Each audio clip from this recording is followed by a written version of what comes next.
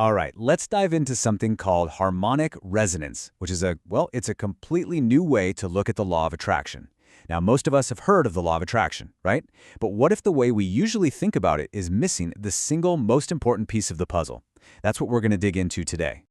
Okay, let's just get right to it. The question, I think, is on everybody's mind. Is this whole law of attraction thing just wishful thinking? And you know what? That is a totally fair question. The material we're looking at today actually suggests that, yeah, the popular version, it might be missing the most crucial part of the entire equation. So first up, we've got to tackle what our source calls the myth of wanting. It's this idea that focusing on what you desire, on what you don't have, well, that might be the very thing that's holding you back. And this is where it gets really interesting. Look at this comparison. The popular belief, the one we hear all the time, is all about focusing on wanting something. It makes attraction the star of the show. But the principle we're exploring here, it flips that completely on its head. It says, nope, don't focus on wanting. Focus on your state of vibration. Attraction, in this view, isn't the main force at all. It's just a secondary result, like an echo of something way more fundamental. Okay, so if it's not about wanting, then what is it about? Well, this brings us to the absolute core idea here, the primacy of vibration. And this is where things get really cool, because we're shifting away from wishful thinking and into a principle that's actually rooted in, believe it or not, physics.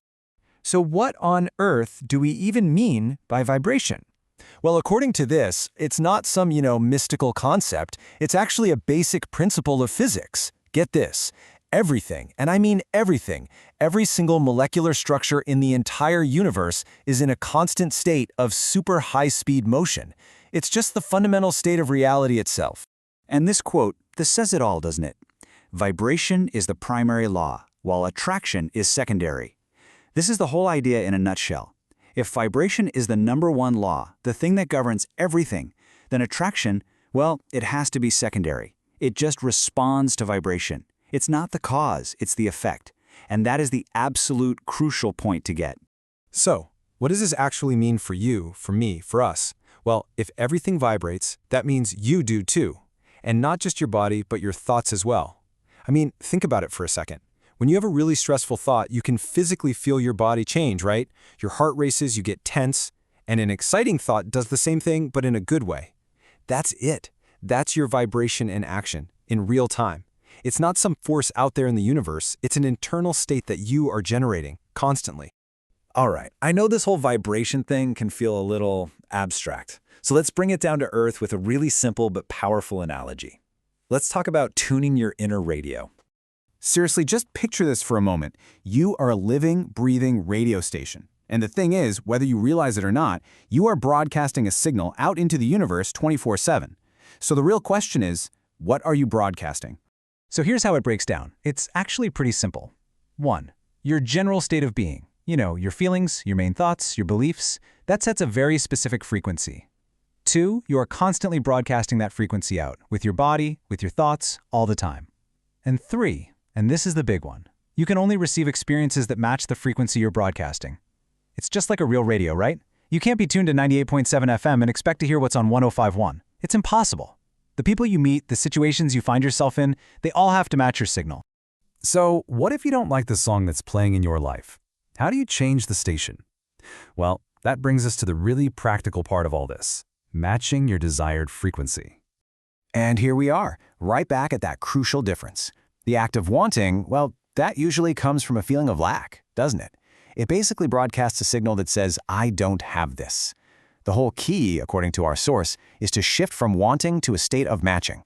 That means you start to cultivate the feeling, the vibrational state of the reality you want right here, right now. You literally ask yourself, how would I feel? How would I think? How would I act if I already had this? That feeling is the frequency you're aiming for. So the goal isn't to try and pull something towards you from way out there in the universe. No, the idea is to align your own frequency so perfectly with your desired reality that you and it, you become one. It's the huge difference between desperately wanting to be a confident person and just starting to make decisions as if you already are one. See the shift? It's not about acquiring something. It's about aligning with it. So you see how this all brings the focus right back inward? It takes the power away from some mysterious external force and puts it right back in your hands. Which leads us to our final and maybe most important question. What are you broadcasting? So let's just leave it with this. It's kind of a personal inventory check. Forget about what you want for just a second. Ask yourself this: what is my current state of being? What frequency am I broadcasting right now? Is it joy? Is it fear? Abundance? Lack? Because if this principle holds true, whatever you're broadcasting, that is exactly what you're going to get back. The only question left is, are you tuned to the station you actually want to be listening to?